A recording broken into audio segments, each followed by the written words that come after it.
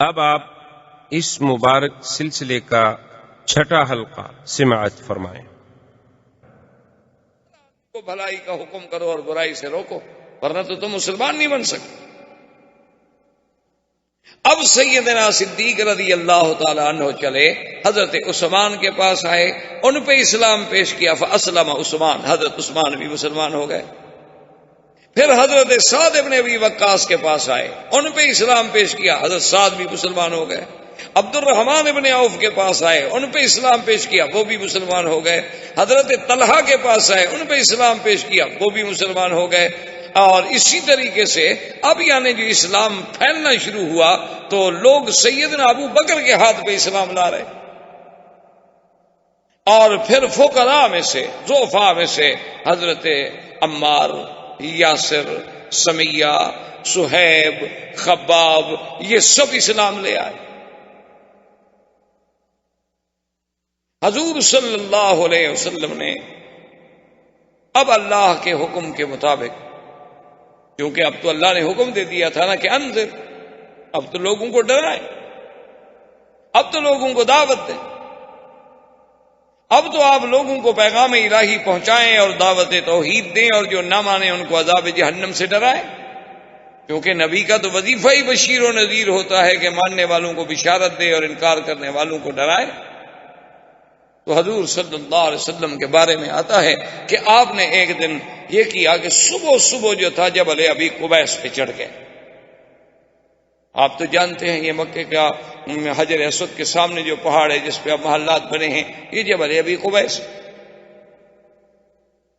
اور اس پہاڑ کی بھی اپنی شان ہے کہ ھذا اول جبل وضع علی الارض، یہ دنیا کے پہاڑوں میں سب سے پہلا پہاڑ ہے جو زمین میں رکھا گیا، باقی پہاڑ سب بعد میں رکھے۔ حضور صلی اللہ علیہ وسلم جبل ابی قبیس پہ چڑھے، اور عربی زبان میں اس زمانے میں رواج تھا کہ اگر صبح کے وقت میں یا کوئی خطرناک بات کہنی ہو، لوگوں تک پہنچانی ہو، تو سپیکر یا مواصلات کے ذرائع تو نہیں تھے، لوگ اونچی جگہ پہ کھڑے ہو جاتے اور کہتے واہ صباحا۔ اب حضور نے 2-3 دفعہ جب آواز لگائی، سارے مکے والے بھاگے، کیونکہ وہ تو جانتے تھے کہ اللہ کا نبی ہے محمد الرسول اللہ۔ نبی نہیں مانتے تھے کہ صادق الامین تو مانتے تھے کہ سچا ہے، امانت والا ہے، دیانت والا ہے، اور جس نے 40 سال میں کبھی اپنی زبان مبارک سے غلط بات نہیں کی، اور وہ کبھی پہاڑ پہ نہیں چڑھے، اور انہوں نے ایسا تو کبھی نہیں کیا۔ سب کے سب قریش دوڑے، بنو ہاشم دوڑے، بنو مخزوم دوڑے، سب دوڑے۔ آئے تو کیا دیکھتے ہیں کہ سرکار دو عالم صلی اللہ علیہ وسلم سیدنا محمد الرسول اللہ پہاڑ پہ کھڑے ہیں، اور سارے قریب آ گئے، اور آپ نے فرمایا کہ سرداروں، قریشیوں، مکے والوں، ایک بات بتاؤ، اگر میں تمہیں یہ خبر دوں کہ اس پہاڑ کے پیچھے تمہارا دشمن جو ہے لشکر لے کے بیٹھا ہوا ہے اور حملہ کرنے والا ہے، کیا تم میری خبر کو مان لو گے؟ تو انہوں نے کہا کہ جی بالکل مان لیں۔ یعنی اتنی بڑی اہم خبر کہ بھی پہاڑ کے پیچھے دشمن فوجیں لے کے یہاں تک پہنچ گیا ہے، ابھی بس چڑھائی کرے گا تم پر، اتنی بڑی خبر اگر میں دوں تو میری خبر کو مان لو گے؟ انہوں نے کہا جی بالکل مان لیں گے، کیسے نہیں مانیں گے؟ ما جربناک الا صادقا عادلا، ہم نے تو 40 سال میں حضور آپ کو سچا پایا، ہم نے تو آپ کو عدل والا، انصاف والا پایا ہے، کبھی آپ کی زبان مبارک سے ہم نے کوئی جھوٹی بات سنی ہی نہیں، تو کیسے نہیں مانے؟ تو حضور نے فرمایا پھر سنو، میں تمہیں ایک کلمہ سکھلاتا ہوں، اگر وہ تم مان لو نا، صرف عرب تو عرب، عجم بھی تمہارے غلام ہو جائیں، صرف عرب نہیں، عرب تو معمولی سی بات، قد دانت لکم العجم، پورا عجم تمہارے دروازوں پہ سرنگوں ہو جائے گا۔ انہوں نے کہا علمنا یا رسول اللہ، علمنا یا محمد، جلدی کریں بتائیں ایسا کون سی بات ہے، ہم تو بالکل ماننے کے لیے تیار ہیں، کیونکہ عربوں کو سرداری کا تو بڑا شوق تھا نا مکے والوں کو۔ انہوں نے کہا اتنی بڑی سرداری کہ پورا عجم بھی ہماری قیادت مان لے؟ حضور نے کہا بالکل۔ تو انہوں نے کہا حضور پھر دیر کس بات کی ہے، مہربانی کرو ہمیں جلدی بتاؤ۔ آپ نے فرمایا قولوا لا الہ الا اللہ تفلحوا، مکے والوں پھر یہ سب غیر اللہ کو چھوڑ، پھر تمام آلہہ باطلہ کو دلوں سے نکال کے ایک واحد معبود کا اقرار کرو۔ اب جب حضور نے دعوت توحید دی، اتنے گرم ہوئے کہ آپ کا بالکل حقیقی چچا ابی لہب، جس کی کنیت تھی، نام اس کا ابی لہب نہیں تھا، ابی لہب کنیت تھی، نام اس کا عبد العزیٰ تھا، کیونکہ عرب میں یہ رواج ہوتا ہے، ایک نام ہوتا ہے، ایک کنیت ہوتی ہے اور ایک لقب۔ تو اس کا نام تو عبد العزیٰ تھا لیکن کنیت ابی لہب تھی، اور علماء نے یہ بھی لکھا ہے کہ ابی لہب کنیت اس لیے رکھی گئی کہ اتنا خوبصورت آدمی تھا کہ اس کے رخسار ایسے جلتے تھے جیسے انگارے چمک رہے، اتنا سرخ۔ تو اس نے، بدبخت نے، سرکار دو عالم صلی اللہ علیہ وسلم کی شان میں سب سے پہلی جو گستاخی کی تو ابی لہب نے کی، کہا کہ تبا لک لہذا جماعتنا، کہنے لگا نعوذ باللہ، ہلاکت ہو آپ کے لیے، آپ کے ہاتھ ٹوٹ جائیں۔ ایک محاورہ ہے عرب کا تبن، تو اس نے کہا کہ آپ کے ہاتھ ٹوٹ جائیں، نعوذ باللہ، آپ کے لیے اسی لیے ہمیں بلایا تھا، یہی ایک کلمہ ہمیں سنانا تھا، اسی لیے تم نے ساری برادری کو تکلیف دی، اکٹھا کر لیا۔ اور یہ کہہ کر لوگوں سے کہا چلو چلو چھوڑو چھوڑو چھوڑو، بس اس کی باتیں نہ سنو، اور لوگ چلے گئے۔ اسی لیے اللہ نے قرآن پاک میں اپنے مدنی پاک کی شان میں جو اس نے اہانت کی تھی، ایسا بدلہ لیا دنیا میں بھی کہ قیامت تک اس پر لعنت برستی رہے کہ تبت یدا ابی لہب وتب ما اغنی عنہ مالہ وما کسب سیصلی نارا ذات لہب وامرأتہ حمالۃ الحطب فی جیدہا حبل من مسد۔ تو اللہ نے قرآن پاک میں اتارا تو ابی لہب یہ کہہ کے آ گیا، لیکن اب کافروں نے حضور صلی اللہ علیہ وسلم کے مقابلے پر آنے کی سوچنی شروع کر دی کہ بھئی یہ تو روز توحید کی بات کر رہا ہے، کبھی سنتے ہیں حضرت عثمان مسلمان ہو گئے، کبھی سنتے ہیں عبد الرحمن ابن عوف مسلمان ہو گئے، کبھی ہم سنتے ہیں کہ طلحہ مسلمان ہو گئے، اب مقابلے پہ تم۔ اور حدیث پاک میں آتا ہے کہ سب سے بڑا بدبخت ملعون ابی جہل، جو اپنے آپ کو ابی الحکم کہلاتا تھا، عمرو ابن حشام نام تھا اور کنیت اس نے ابی الحکم رکھی ہوئی تھی کہ فیصلوں کا باپ، کہ اتنا بڑا فیصلے کرنے والا، لیکن اصل تو وہ ابی جہل تھا۔ ایک دن میرے آقا طواف کر رہے ہیں اور قریش جو تھے طواف کے کناروں پہ بیٹھے ہیں، اور جب حضور ان کے قریب گزرتے ہیں تو اللہ معاف فرمائے اپنی اپنی زبان میں انتہائی نازیبا باتیں حضور سے کہتے ہیں، لیکن وہ دامن، وہ یعنی کوہ استقامت، وہ صبر و استقامت کا پہاڑ، وہ رحمت دو جہاں، کہ جس کی زبان کے مبارک سے کبھی دشمن کے لیے بھی کوئی گندی بات نہ نکلی۔ وہ رسول عربی، وہ رسول عربی، وہ نبی الامی الہاشمی، وہ رحمت للعالمین، کہ جو فرماتے تھے انما بعثت رحمتا، اللہ نے مجھے رحمت بنا کے بھیجا ہے۔ آپ فرماتے تھے میں کیسے کسی کو لعنت کروں، اللہ نے مجھے لعنت کرنے والا بنا کے نہیں بھیجا۔ ابو جہل نے ایسی بدبختی نے گستاخی کی حضور کی شان میں جو ناقابل نقل ہے۔ اللہ اکبر، اور حضور کوئی جواب نہیں دے۔ حضور صلی اللہ علیہ وسلم سنتے ہیں اور اپنے طواف۔ آخر ابو جہل نے سامنے آ کر دھمکی دی، ایک عورت دیکھ رہی تھی، اسے احساس ہوا کہ اب یہ قریش اتنے گرم ہیں، معلوم ہوتا ہے کہ یہ لازماً حضرت محمد الرسول اللہ صلی اللہ علیہ وسلم کو تکلیف پہنچائے۔ تو اب عورت بیچاری مقابلہ تو نہیں کر سکتی۔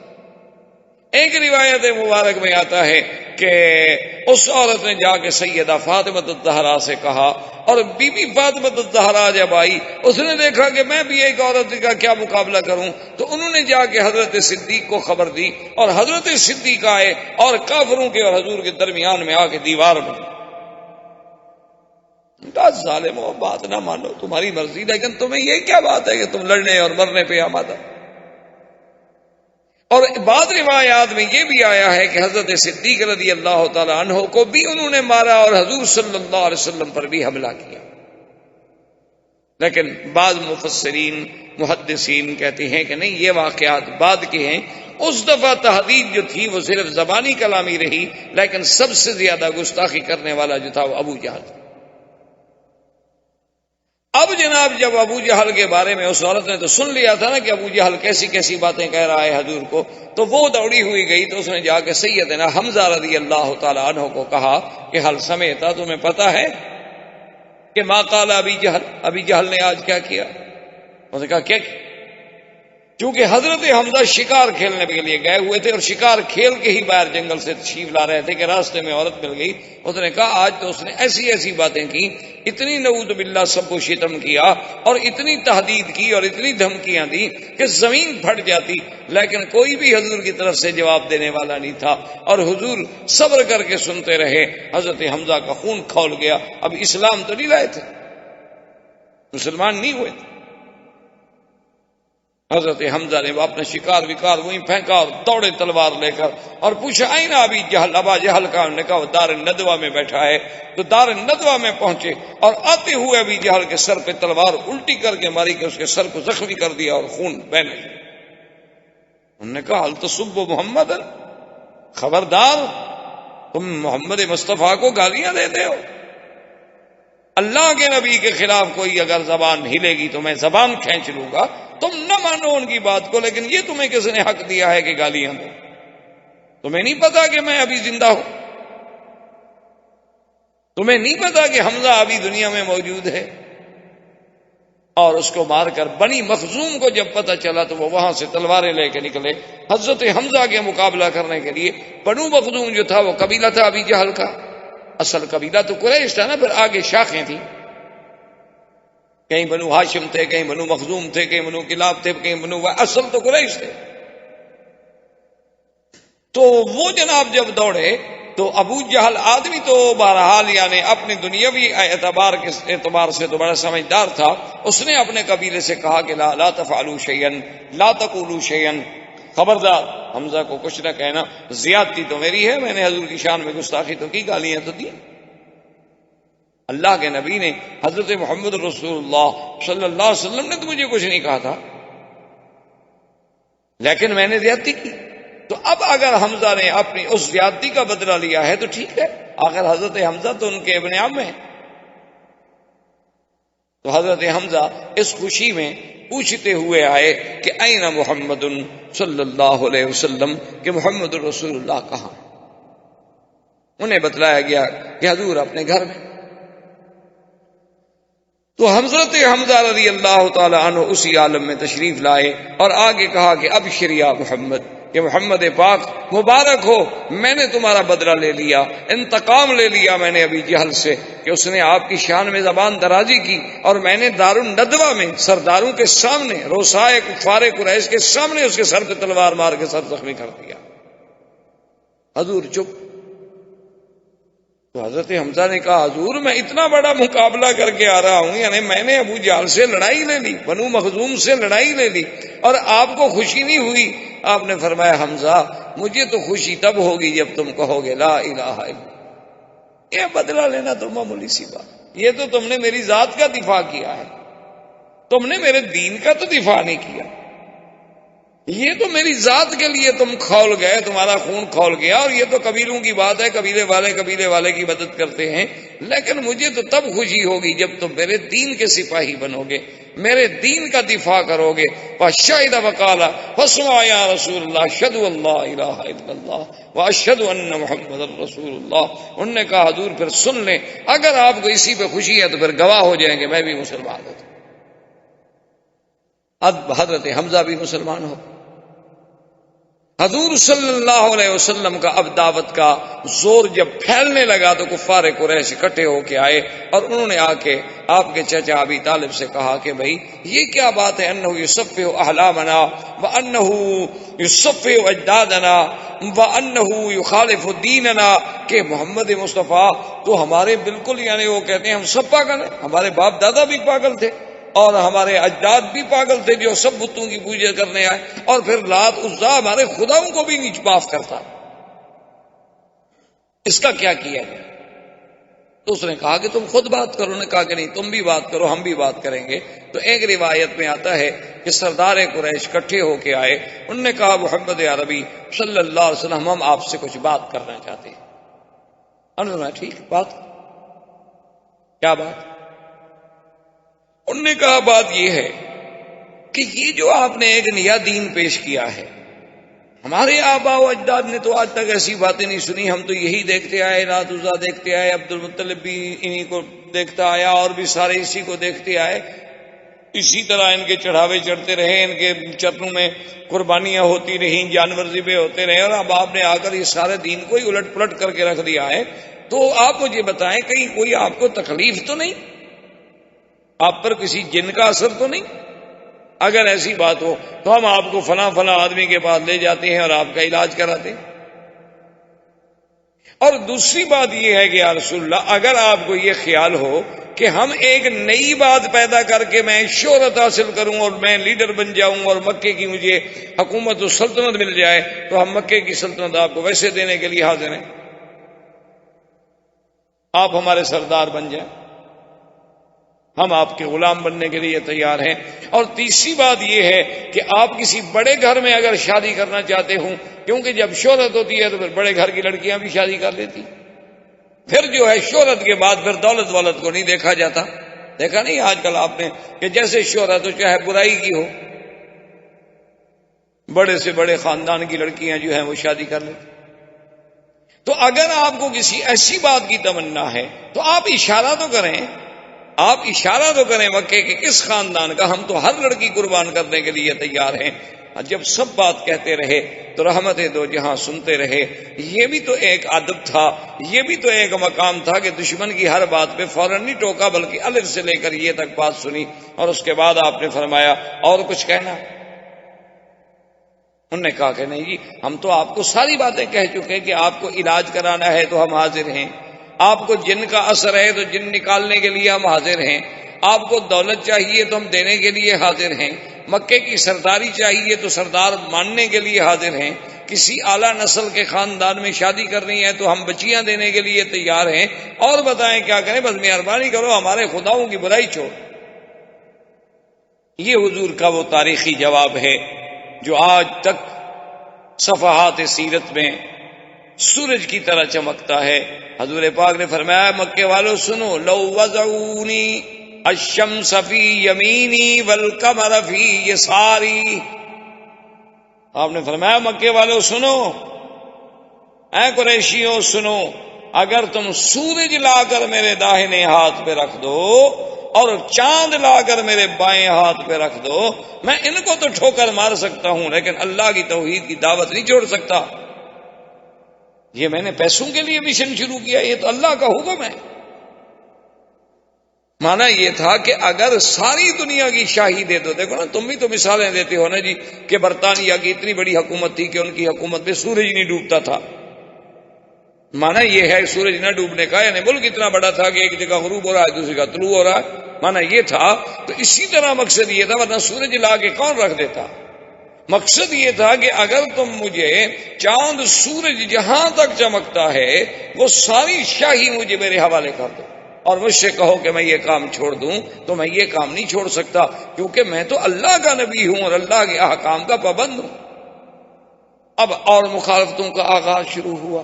اب لوگوں نے کہا کہ کریں کیا، اور ساتھ ان کو یہ تکلیف ہوتی کہ عجیب بات یہ ہے کہ جو بھی حضور کے قریب جاتا ہے وہ فوراً مسلمان ہو جاتا ہے، جو نفرت ہے ان قریب نہیں جاتا، کیونکہ آپ اگر اینک پہن لینا جی سرخ شیشے والی تو پورا علاقہ آپ کو سرخی نظر آئے گا، اور سبز پہنے تو سبز نظر آئے گا۔ جب آنکھوں پہ بغض کی اینک چڑھی ہو پھر تو نبی کا نبوت بھی سمجھ نہیں آتی نا۔ تو انہوں نے کہا کہ جی اب کیا کریں، سمجھ نہیں آتی یہ بات کیا ہے، آخر حضور کے پاس نہ تو پیسہ ہے اور نہ حضور کے پاس کوئی بہت بڑی قوت ہے، طاقت ہے، عمار ہے، یاسر ہے، بی بی سمیہ ہے، صہیب ہے، خباب ہیں، ابی ذر ہیں، غریب لوگ ہیں، غلام ہیں۔ تو اس کے باوجود آخر حضور کی بات کا اتنا اثر کیا ہے؟ تو ایک دن سارے سردار بیٹھے تھے، کہنے لگے کوئی حل کریں کہ مسئلہ کیا ہے؟ تو ولید ابن المغیرہ نے کہا کہ ایسا کرو تم مجھے چھوڑو، میں جا کے بات کرتا ہوں اور پھر میں آگے تمہیں حقیقت بتلاتا ہوں کہ حقیقت کیا ہے۔ یہ ولید ابن المغیرہ وہ ہیں جو حضرت خالد کے باپ تھے، اور یہ قریش مکہ کا بہت بڑا سر۔ اور دولت کے اعتبار سے بھی بہت بڑا آدمی تھا اس زمانے میں. مکے سے لے کر طائف تک اس کے باغات تھے اور زمینیں تھیں اور پیسہ تھا، اسی لیے وہ بڑی فخر کرتا تھا انا الولید ابن الولید، میں اکیلا ہوں دنیا میں.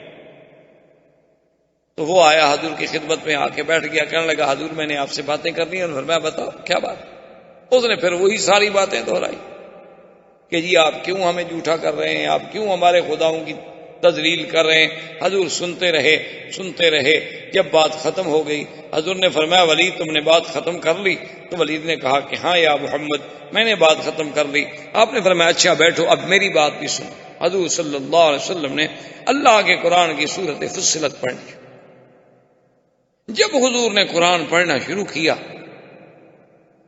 تو اس آیت میں، ان آیات میں ایک آیت یہ بھی تھی کہ کیا تم اس مقام پر جانا چاہتے ہو کہ جیسے قوم عاد پہ اللہ کا عذاب آیا تم پر بھی آئے. جب یہ آئے تو نے کہا ناشدتک باللہ وبالرحم یا محمد، تمہیں اللہ کی قسم، تمہیں ہماری رشتہ داری کی قسم، بس کریں میں نہیں برداشت. اور وہاں سے ولید دوڑا اور سیدھا گھر. وہ ندبے میں قریش وہاں بیٹھے ہیں انتظار کر رہے ہیں اور ولید دوڑا سیدھا گھر. اب قریشیوں نے کہا کہ ہاں صبا ولید. معلوم یہ ہوتا ہے کہ ولید پر بھی اللہ کے نبی کا اثر ہو گیا. دیکھو نا وہ ادھر آنا تھا نا ہمیں جواب دینے کے لیے، ہمارے بجائے وہ گھر چلا گیا. معلوم ہوتا ہے کہ وہ بھی گیا. اب ابو جہل لے کے وہاں پہنچا. اس نے کہا تمہیں کیا ہو گیا؟ کیا تم بھی سبو تھا؟ تم نے بھی دین محمد مصطفیٰ اختیار کر لیا اور باپ دادے کے دین کو چھوڑ دیا؟ اس نے کہا چھوڑو ان باتوں کو، یہ باتیں نہ کرو. تو اس نے کہا کہ جادوگر ہے. اس نے کہا کیا کہتے ہو؟ میں سب سے زیادہ جادو کو جاننے والا ہوں. انہوں نے کہا شاعر ہے. اس نے کہا واللہ انا اعرف بکلام الشعراء، میں زیادہ شعراء کو جاننے والا ہوں. انہوں نے کہا جادوگر بھی نہیں، شاعر بھی نہیں، تو کاہن ہے. انہوں نے کہا چھوڑو کیا کہتے ہو، کاہن گندے پلید رہنے والے لوگ ہیں، محمد عربی کا کہانت سے کیا تعلق ہے؟ اس نے کہا آخر وہ کیا ہے؟ اس نے کہا بات سنو، وہ جو کہتا ہے کہتا سچ ہے. اور جو قرآن اس نے پڑھا ان علیہ لحلاوۃ، خدا کی قسم اس میں ایسی مٹھاس تھی، وَإِنَّ عَلَيْهِ لَتَلَاوَةٌ وَإِنَّ أَعْلَاهُ لَمُثْبِرٌ وَإِنَّ أَسْفَلَهُ لَمُغْدِقٌ. وہ تو ایسا کلام تھا کہ اس نے تو میرا سب کو چھوڑا کے رکھ لیا، اور میں تو یہ سمجھا کہ کہیں اب عذاب ہم پر نازل نہ ہو جائے. خدا کی قسم وہ جو کہہ رہا ہے وہ کسی بندے کا کلام نہیں. انہوں نے کہا دیکھا ہم تو کہتے تھے نا اچھا تم بھی تو اب جا رہے ہو نا. انہوں نے کہا نہیں میں نے خیر اپنا دین تو نہیں چھوڑا، لیکن جو بات سچی ہے وہ شاعر نہیں، وہ ساحر.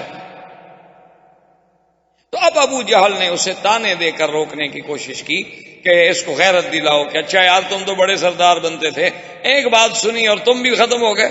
نہیں میں اپنے دین پہ قائم. وہ ضد میں آ گیا نا. پھر ابو جہل جانتا تھا کہ اس کی غیرت کو بھارو بھر نہیں ہے تو کیا حد سے یہ بھی مسلمان ہوتا ہے. کیونکہ جو بھی حضور کے قریب جاتا ہے اور جو بھی حضور صلی اللہ علیہ وسلم کے پاس بیٹھتا ہے اور جو بھی سرکار دو عالم کی زبان مبارک سے اللہ کا کلام سنتا ہے وہ تو اسی وقت ختم ہو جاتا ہے.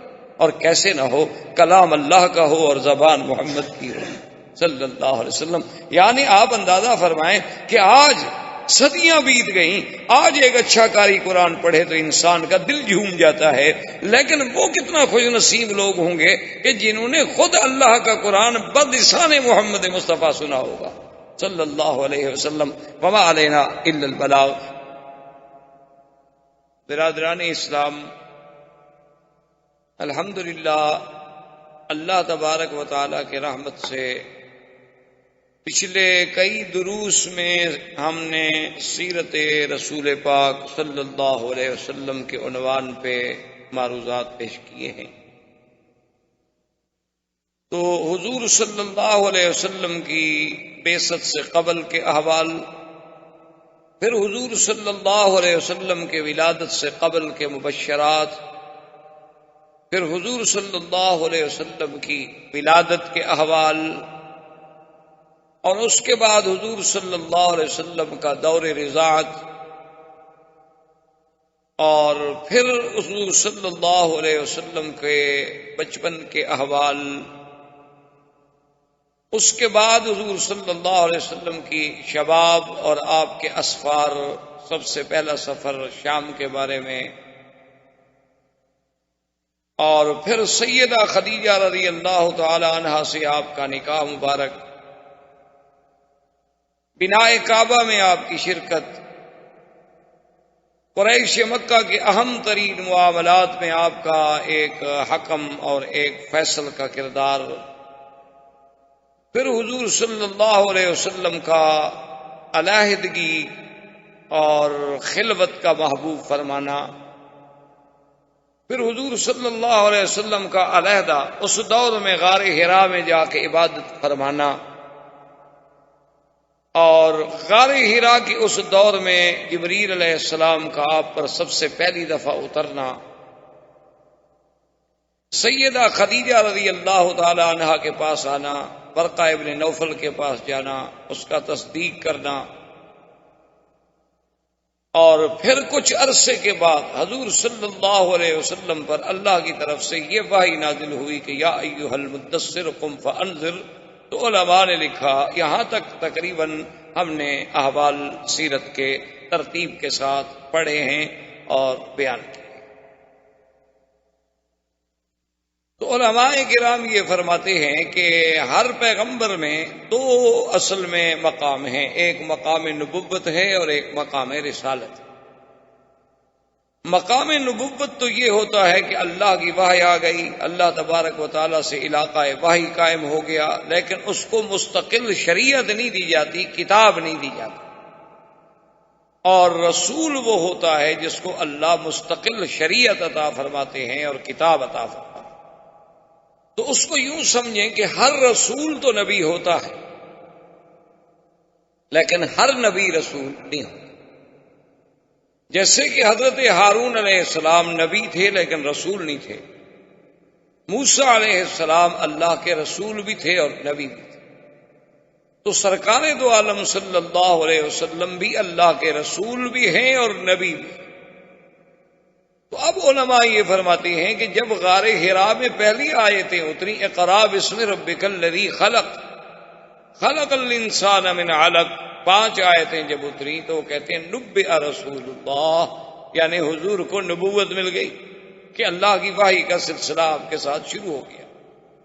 اور جب اللہ نے کچھ عرصے کے بعد پھر یہ آیت مبارک اتاری کہ یا ایھا المدثر قم فانذر، اے کپڑے میں لپٹنے والے میرے محبوب اٹھیں، اب آپ لوگوں کو ڈرائیں، تو اب معنی یہ ہے کہ رسالت کی ابتدا ہو، کیونکہ نبوت میں تو وحی کا تعلق تھا، رسالت میں حکم انذار جب شروع ہوا تو معنی یہ، اس لیے بعض علماء اس کو عربی میں کہتے ہیں نبئ باقرا وارسل بالمدثر، کہ حضور صلی اللہ علیہ وسلم کو نبوت کا شرف تو مل گیا جب آپ پر اقرا نازل، اور جب آپ پر سورت مدثر نازل ہوئی تو پھر حکم انذار ملا کہ اب آپ لوگوں کو ڈرائیں، لوگوں کو اللہ کے عذاب سے بچائیں، لوگوں کو جہنم سے ڈرائیں، لوگوں کو جنت کی بشارات دیں۔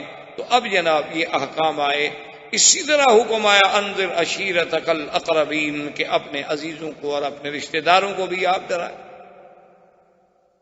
تو اب حضور صلی اللہ علیہ وسلم نے فرائض رسالت کی ادائیگی کے لیے آپ نے کام شروع فرمایا۔ اسی ضمن میں حضور صلی اللہ علیہ وسلم پر سب سے پہلے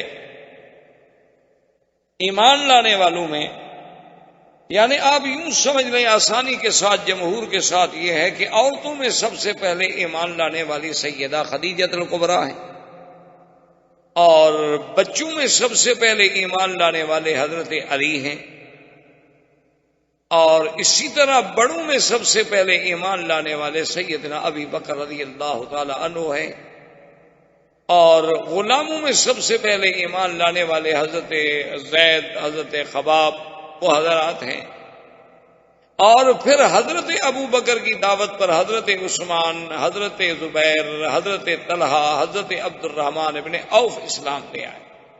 انہوں نے اسلام قبول کیا لیکن ان کو دعوت دینے والے سیدنا ابی بکر تھے۔ اب حضور صلی اللہ علیہ وسلم کے گھر میں سے آپ کی صرف بیوی نہیں بلکہ آپ کی بیٹیاں بھی آپ پر اسلام لے آئیں، 4 بیٹیاں ایمان لے آئیں، اور جہاں تک حضور کے بیٹوں کا تعلق ہے انہیں تو بڑی عمر ہی نہیں ملی۔ حضور صلی اللہ علیہ وسلم کے بیٹے یعنی قاسم، عبداللہ اور ابراہیم، طیب اور طاہر جو ہے یہ لقب ہے، حضور کے بیٹوں کا نام نہیں ہے۔ حضور صلی اللہ علیہ وسلم کے بیٹے جو ہیں وہ 3 تھے۔ سب سے بڑے بیٹے قاسم تھے، اس کے بعد عبداللہ تھے، اور اس کے بعد ابراہیم تھے۔ یہ عبداللہ جو ہیں ان کو حضور محبت سے طیب پکارتے تھے، اور آپ کی والدہ جو تھی سیدہ خدیجہ وہ آپ کو طاہر کہتی تھی۔ تو یہ آپ کے القاب تھے، لیکن الگ نام نہیں تھے حضور کے بیٹوں۔ اور جہاں تک حضور کی بیٹیوں کا تعلق ہے تو اس میں آپ کی 4 بیٹیاں تھیں، سیدہ زینب، سیدہ رقیہ، ام کلثوم اور بی بی فاطمہ الزہرا رضوان اللہ تعالی علیہن اجمعین۔ تو یہ سب کے سب حضور صلی اللہ علیہ وسلم پر اسلام۔ اب اس کے بعد اللہ تبارک و تعالیٰ کے حکم سے حضور صلی اللہ علیہ وسلم نے اپنے خاندان والوں کو جب دعوت اسلام دی تو بی بی صفیہ اسلام لے آئیں، جو چچی ہیں حضور صلی اللہ علیہ وسلم۔ اور اسی طرح فقراء میں اور ضعفاء میں وہ حضرت بلال رضی اللہ تعالی عنہ، اسی طرح بی بی سمیہ، اسی طرح حضرت عمار، اسی طرح حضرت یاسر، اسی طرح حضرت خباب، اسی طرح حضرت صہیب، یہ سب فقراء اور ضعفاء مکہ کے لوگ تھے جو آپ پر اسلام لے آئے۔ اب حضور صلی اللہ علیہ وسلم کی یہ دعوت کی آواز جب باہر نکلی، کیونکہ یہ اعزاز اور شرف اب جو میرے آقا کو ملا تھا کہ پہلے تو جو بھی پکارتا تھا محمد ابن عبداللہ، محمد ابن عبداللہ، لیکن جب اللہ کی وحی آ گئی، جب آپ کا زمانہ بعثت ہو گیا، تو اب حضور صلی اللہ علیہ وسلم پھر صرف محمد ابن عبداللہ نہیں بلکہ محمد الرسول اللہ ہو۔ تو اب حضور صلی اللہ علیہ وسلم کی جب دعوت کی آواز ذرا باہر جانے لگی تو ایک عجیب واقعہ پیش آیا کہ حضرت ابی ذر رضی اللہ تعالی عنہ، یہ ابی ذر رضی اللہ تعالی عنہ جو ہیں یہ بھی حضور کے بڑے شان والے صحابہ ہیں، اور یہ ان صحابہ میں ہیں جو زہاد تھے، جو بڑے زاہد تھے، بڑے عابد تھے، اور یہ ان لوگوں میں ہیں کہ جو آج کا کھانا کل کے لیے رکھنے کو بھی جائز نہیں سمجھتے تھے۔ یعنی حضرت ابی ذر جو تھے ان کا اتنا اس بات پہ یقین تھا، وہ کہتے تھے کہ مسلمان کو کیا ضرورت ہے کہ کل کے لیے کھانا بچا کے رکھے، کوئی پتہ نہیں ہم کل زندہ بھی رہیں گے کہ نہیں رہیں، تو کیا ضرورت ہے ہم خواہ کھانا رکھیں۔ ان کے نزدیک تو دوسرا جوڑا کپڑے بنانا جو ہے وہ بھی جائز نہیں تھا۔ تو حضرت ابی ذر بڑے عجیب اور بڑے شان والے صحابی گزرے ہیں رضی اللہ تعالی عنہ۔ ان کا اسلام بھی شان والا اور ویسے بھی شان والے کہ ایک دفعہ حضور صلی اللہ علیہ وسلم غزوہ میں جہاد میں تشریف لے گئے تو حضرت ابی ذر پیچھے رہ گئے، یعنی حضور کے ساتھ سفر نہ کر سکے۔ تو حضور کو بڑی تمنا تھی کہ ابی ذر رہ گئے، کیونکہ حضور کے ساتھ جہاد میں جانا کوئی معمولی سا شرف تو نہیں ہوتا تھا کہ جن لوگوں کو جہاد نصیب ہو اور بس صحبت محمد الرسول اللہ صلی اللہ علیہ وعلا آلہ وسلم۔ تو حضور صلی اللہ علیہ وسلم نے 1-2 دفعہ اپنے صحابہ سے بھی پوچھا کہ بھئی ابی ذر نہیں آئے، تو اب صحابہ کہیں کہ حضور وہ تو نہیں آئے۔ پھر حضور نے کچھ وقفے کے بعد پوچھا کہ اچھا ابی ذر نہیں آئے، تو صحابہ نے کہا کہ حضور وہ تو رہ گئے، خدا جانے کیا وجہ ہے، وہ تو سفر نہیں کر سکے اس دفعہ۔ تو پڑاؤ کر کے آپ کا قافلہ بیٹھا ہوا تھا، صحابہ آپ کے ارد گرد بیٹھے ہوئے تھے، دور سے غبار اڑتی ہوئی نظر آئی جیسے کہ کوئی ایک سوار آ رہا ہو۔ تو حضور نے جب نظر ڈالی دور تھے، ابھی کچھ نظر نہیں آ رہا تھا، صرف غبار اڑتی ہوئی نظر آ رہی تھی۔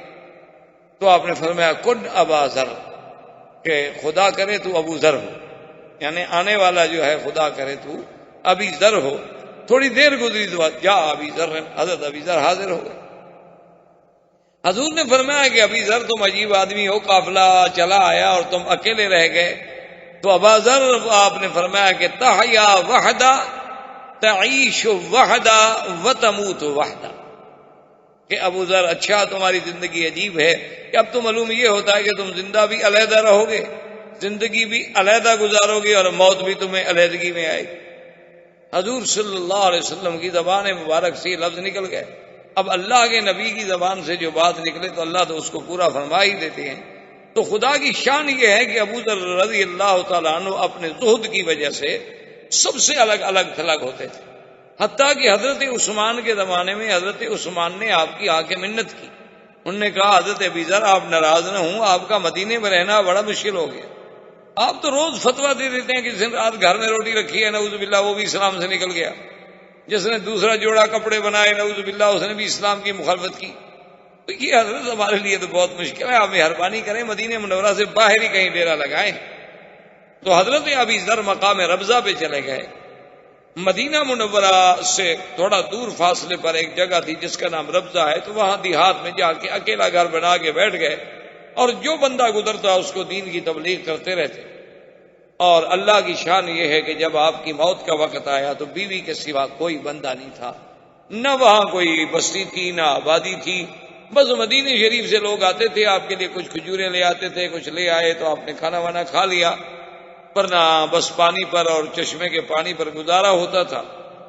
تو موت کا وقت جب قریب آیا تو بیوی گھبرانے لگی، تو آپ نے فرمایا کہ دیکھو گھبرانے کی بات نہیں، مجھے تو اللہ کے نبی نے دعا کی تھی کہ تم نے علیحدہ ہی رہنا،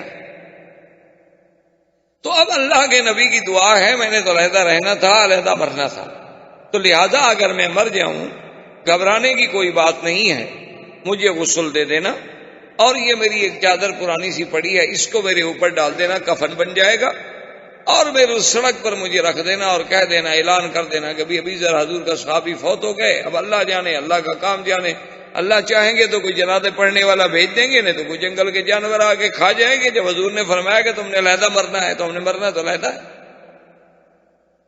تو آپ کی زوجہ محترمہ نے آپ کی وصیت کے مطابق آپ کی موت کے بعد آپ کو غسل دیا، کفن دیا، اعلان کیا کہ مات ابی ذر صاحب رسول اللہ صلی اللہ علیہ وسلم، کہ آج حضور کا وہ ساتھی، حضور صلی اللہ علیہ وسلم کا دیوانہ و پروانہ ابی ذر فوت ہو گیا ہے، یا اللہ تو جانتا ہے میں اکیلی عورت ہوں، میں کیا کر سکتا۔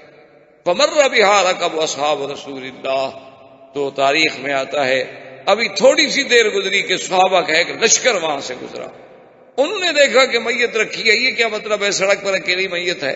فلما سالوا فوجدوا ابا ذر، جب انہوں نے تحقیق کی تو ابی ذر کا جنازہ ملا، تو بڑے خوش ہوئے، جنازہ پڑھا اور وہیں ابی ذر رضی اللہ تعالی عنہ کو دفن کیا۔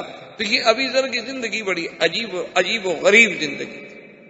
تو ابی ذر کہتے ہیں کہ مجھے اطلاع ملی کہ ایک نبی پیدا ہوئے ہیں جس کا نام محمد الرسول اللہ صلی اللہ علیہ وسلم، ان کے بھائی تھے، ان کو انیس کہتے تھے، انس کی تصغیر ہے انیس، تو جیسے سلیم سلیم، انس انیس، صحب صحیب، تو ان کا نام انیس تھا، اور یہ بہت بڑے شاعر، حضرت ابی ذر رضی اللہ تعالیٰ عنہ کے بھائی جو تھے یہ بہت بڑے شاعر۔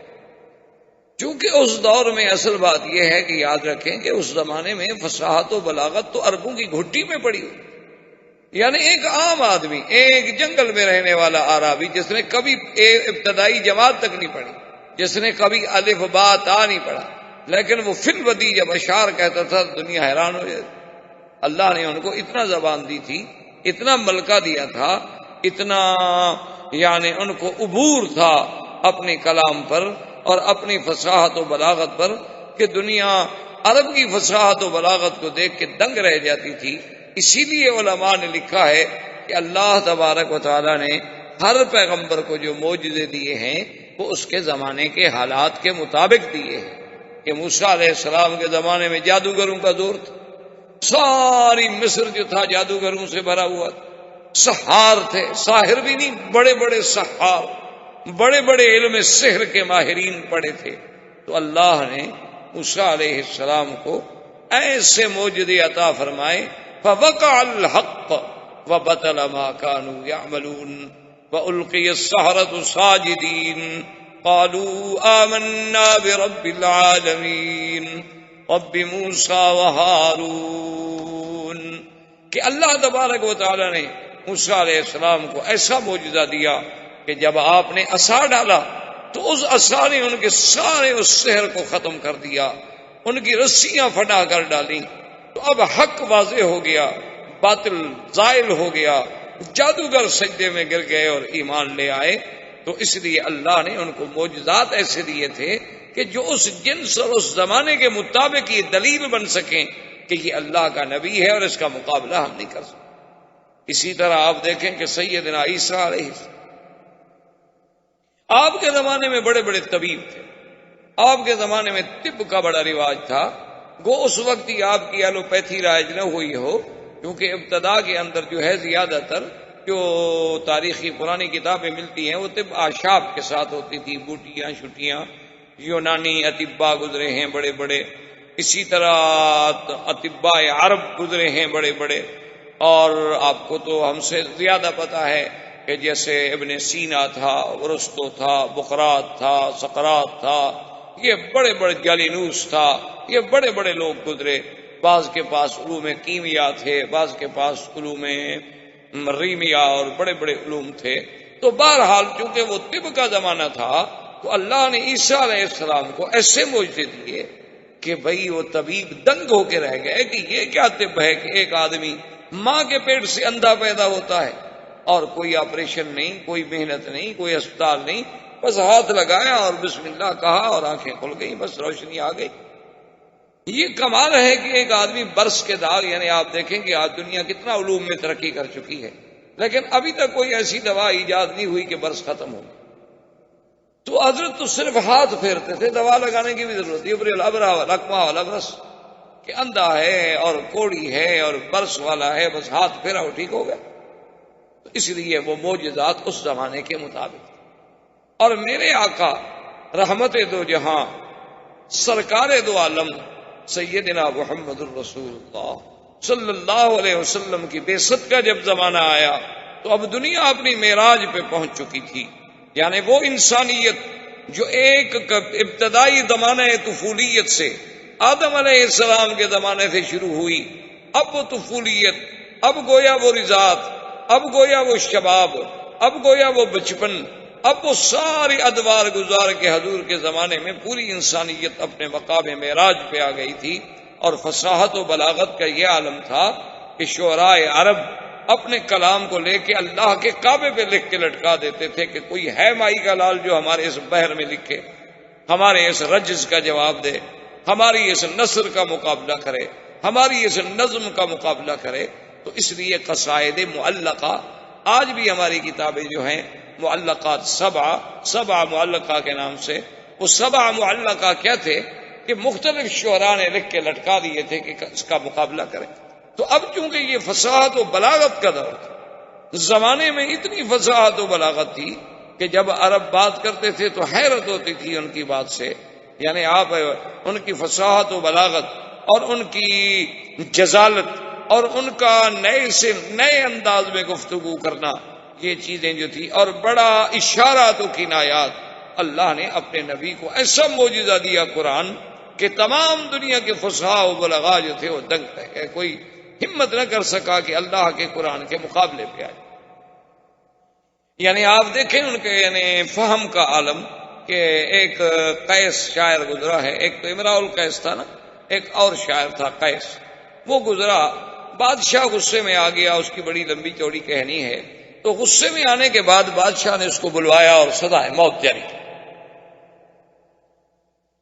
بہرحال بادشاہ سزائے موت جب دے دی، اس کو پکڑ کے جب لے جا رہے تھے موت کے لیے، تو جو اس وقت سپاہی ہے جو کچھ سیف تھے، تو انہوں نے کہا کہ دیکھو تم ابھی مر جاؤ گے، ہم تمہیں پھانسی دے دیں گے، لیکن اگر تمہاری کوئی وصیت ہے، کوئی پیغام ہے تو وہ دے دو، اور تو ہم کچھ نہیں کر سکتے، لیکن ہمارے ہاں بھی یہ رواج ہے کہ آخری وصیت پوری کی جاتی، تو آپ ہمیں کوئی پیغام دے دیں۔ انہوں نے کہا میں نے کیا پیغام دینا ہے، شاعر آدمی ہوں، نہ میری کوئی اتنی بڑی برادری ہے، میری تو صرف 2 لڑکیاں ہیں اور فلاں شہر میں رہتی ہیں، اور کبھی آپ لوگوں کا وہاں آنا جانا ہو تو بس ان کو اتنا کہہ دیجئے گا کہ یا ابنتا قیس ان اباکم، بس۔ انہوں نے کہا دیکھو بیچارہ موت کی وجہ سے سٹیا گیا، دماغ چل، یہ کیا پیغام ہوا بھی یا ابنتا قیس ان اباکما، کہ اے 2 قیس کی بیٹیاں تحقیق تمہارا باپ کیا ہوا ہے، یہ کیا پیغام ہے بھائی؟ تو انہوں نے کہا اچھا ٹھیک ہے پہنچا دیں۔ انہوں نے کہا اب یہ تو مر رہا ہے، جان چھوڑے، وہ مر گیا، پھانسی دے دی گئی، ختم ہو گیا، مدتیں گزر گئی، سال 2 سال جتنے گزرے، اتفاق سے وہ 2 سپاہی یعنی اتفاقاً اس گاؤں میں گزرے جس گاؤں میں وہ قیس رہتا تھا، تو ان کے دماغ میں بات یاد آئی، انہوں نے کہا کہ چلو بھائی ہم اس کی وصیت پوری کرنے تو نہیں آئے، لیکن اتفاق سے یہاں آئے ہوئے ہیں، تو اب اسی بستی میں رہتے ہوئے اگر ہم ایک پیغام اس کو دے دیں تو کیا مشکل ہو جائے گا؟ انہوں نے کہا دے دیں۔ انہوں نے آگے پوچھا بھی یہاں کوئی قیس نامی شاعر تھا؟ انہوں نے کہا ہاں۔ انہوں نے کہا اس کی کوئی اولاد؟ نے کہا اس کی 2 بیٹیاں ہیں، وہ بیچاری غریب ہیں، بکریاں شکریاں چرا رہی ہوں گی فلاں جگہ پر۔ تو انہوں نے آپس میں مشورہ کیا، انہوں نے کہا کہ بھئی بات یہ ہے کہ وہ اس کا پیغام تو ہم پہنچا دیتے ہیں، پہلے تو دماغ پہ زور دیتے رہے کہ کیا کہا تھا، اس نے کہا یہ کہا تھا، اس نے کہا یہ کہا تھا، اس کے بعد خیر بہرحال ان کو بات یاد آ گئی۔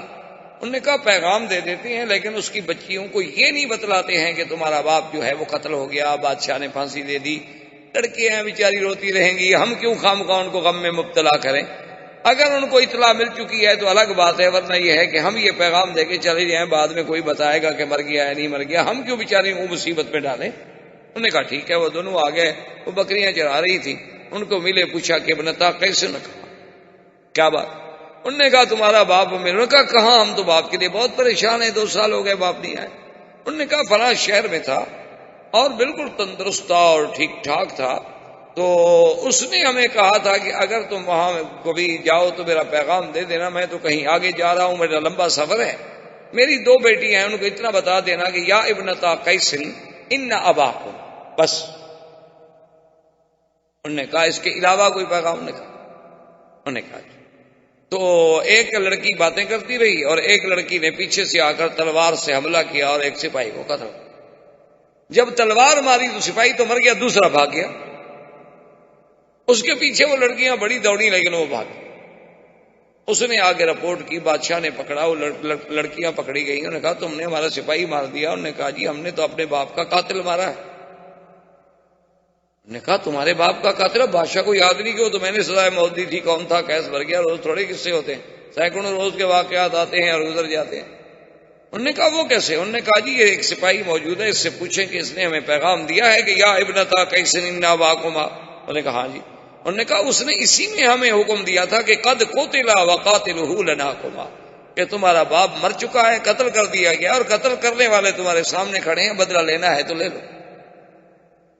تو ہمیں باپ نے اس میں پیغام دیا تھا، اور آپ تحقیق کریں اگر یہ ہمارے باپ کے قاتل نہیں ہیں تو پھر ہم نے زیادتی کی، اور اگر ہم نے اپنے باپ کا خون کا بدلہ لیا ہے تو بادشاہ سلامت، پھر آپ انصاف کریں۔ اگر ہم بچیاں ہیں، عورتیں ہیں، لڑکیاں ہیں، کہاں جاتی پھر ان کو ڈھونڈ رہے ہیں؟ اتفاق سے ہمارے پاس آ گئے تو باپ کے قاتل کو چھوڑ دیتی۔ تو بادشاہ نے جب تحقیق کی تو پتہ چلا کہ سزا تو ہم نے دی تھی لیکن یہی پولیس والے تھے اس کو لے جانے والے۔ تو انہوں نے کہا اچھا ٹھیک ہے، اس کے وارثوں کو ہم دیت دے دیتے ہیں، اور بچیوں کو کہا کہ تم چلی جاؤ۔ تو یعنی اندازہ یہ ہے کہ ایک لفظ سے اگلا پیغام سمجھ لینا، تو یہ کوئی معمولی بات نہیں ہوتی۔ یہ فصاحت و بلاغت جو ہے یہ بھی اللہ کی ایک دین ہے، ہر کسی کو نہیں ملتی۔ آپ کے ہاں بھی، آپ کی تاریخ ہند میں بھی بڑا ایک مشہور واقعہ گزرا ہے نا جی، کہ شہنشاہ ایران اس زمانے میں جب وہ آج سے یعنی صدیوں پہلے، تو اس کے بیٹھے ہوئے ایک شاعر نے، یا کہتے ہیں کہ شہنشاہ ایران نے خود جو ہے اس کی زبان پہ ایک شعر آ گیا، فارسی زبان کا دورہ تھا کہ درے ابلق در جہاں کس نمی موجود، کہ بھئی موتی جو ہے وہ 2 رنگا نہیں ہوتا، یعنی اصلی موتی جو ہے یا سفید ہوگا جیسے اپنا ڈائیمنڈ ہے، لال ہوگا جیسے یاقوت ہے، اچھا اسی طرح بھی نیلم ہوگا، زمرد ہوگا، کچھ ہوگا، یعنی ایک رنگ ہو۔ درے ابلق، ابلق کہتے ہیں نا جیسے گھوڑا ابلق ہوتا ہے جس میں 2 رنگ ہوتے ہیں، سفید ہے اور سرخ ہے، سفید ہے اور سیاہ ہے۔ تو اس نے کہا کہ درے ابلق در جہاں قسنمی موجود، کہ دنیا میں موتی جو ہے وہ 2 رنگا نہیں ہے۔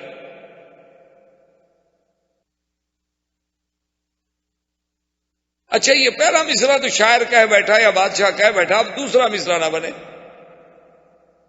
تو اس نے اپنے تمام شعراء کو بلایا کہ بھی دوسرا مصرع سیٹ کرو، اب جو بھی کریں وہ مزہ نہ آئے بادشاہ کو، یعنی بنا تو سب لیں، مصرع بنانا کون سا مشکل تھا، وہ تو سب بنا لیں، لیکن مقصد ہے کہ ذہن مطمئن نہ ہو، دماغ تسلیم نہ کرے کہ وہ کہیں بات بنتی نہیں۔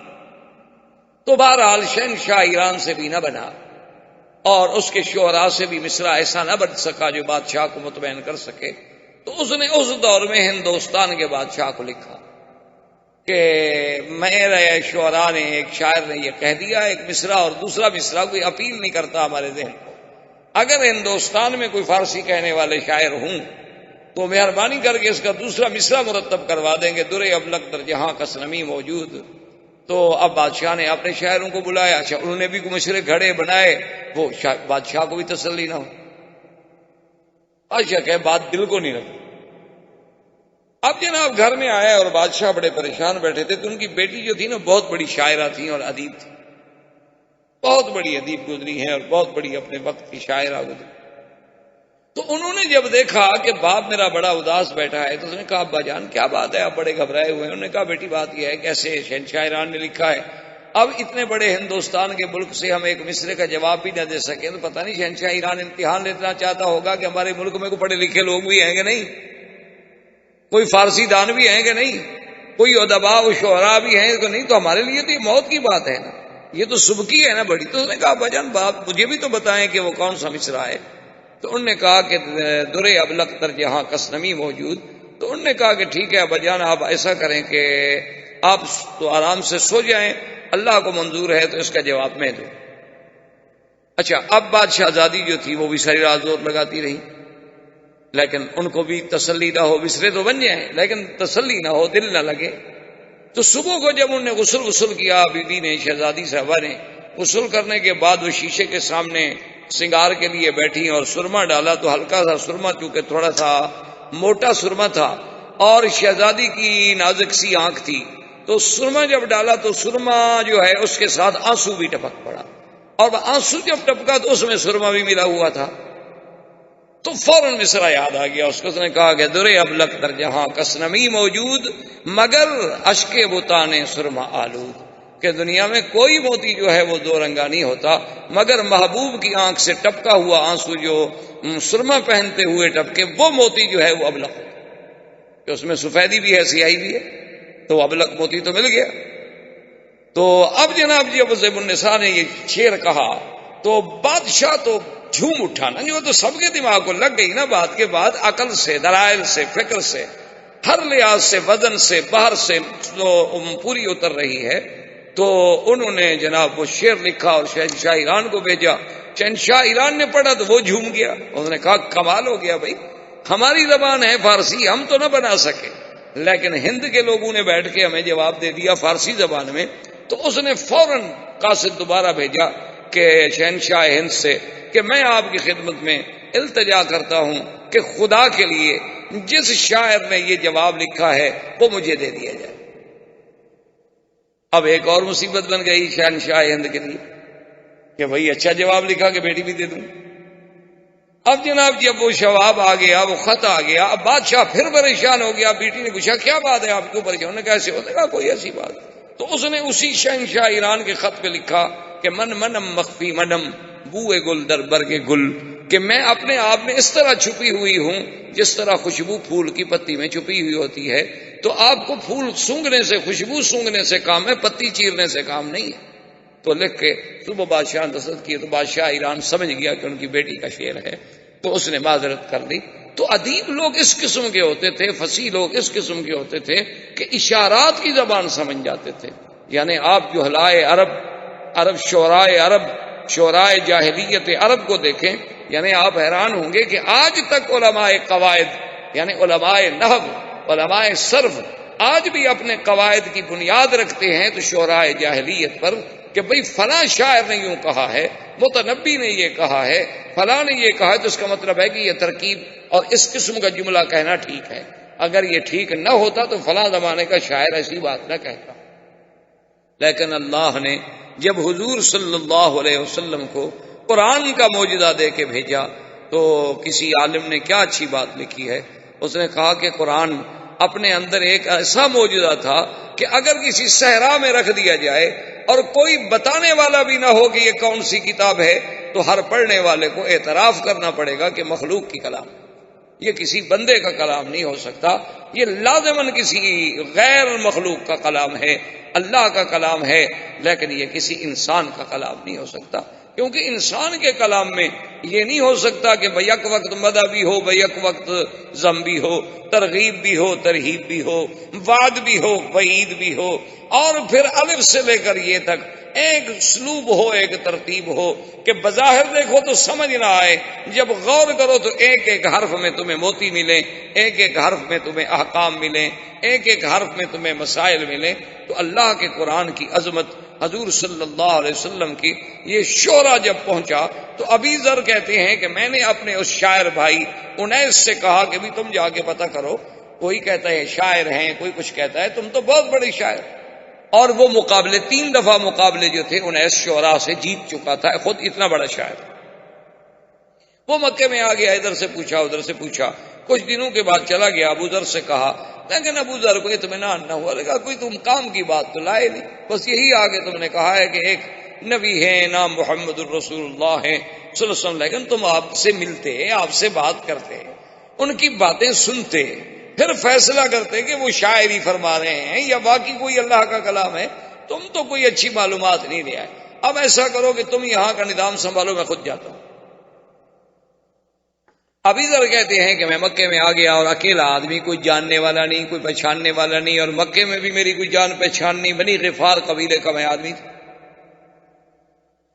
اور مکے میں یہ عالم تھا کہ جو حضور کا نام لیتا تھا مشرکین مکہ اس کو مارتے تھے، کیونکہ اب ابتدائے بعثت کے بعد وہ نفرتوں کا، وہ ظلم و جبر کا آغاز حضور کے خلاف ہو گیا، صلی اللہ علیہ وعلا آلہ واصحابہ وسلم تسلیما کثیرا کثیرا۔ تو مکے والوں نے اتنی سختی کر رکھی تھی کہ پہلے تو کسی کو بتاؤ ہی نہیں کہ محمد مصطفیٰ کون ہے، اور اگر کوئی پوچھے تو پوچھنے والے کو مار دو تاکہ آئندہ پوچھنے والا جرت ہی نہ کرے، جو نام پوچھے وہ اسی کو مارنا شروع کر دو۔